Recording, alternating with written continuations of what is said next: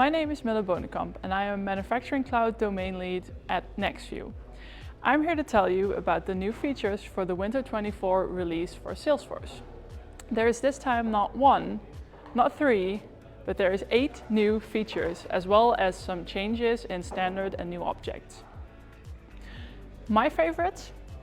The first is that you can now manage stakeholders with your asset lifecycle. The second is that fleet management makes it possible to track power tools, machinery, and all of these things in your asset base. And thirdly, finally, my favorite is definitely that you can now automate warranty claim adjudication. Whew, quite a difficult word, but this just causes warranty claims to be, well, less specific to one or other people. Want to know more? Click on the link up here or down below to find out. Bye bye.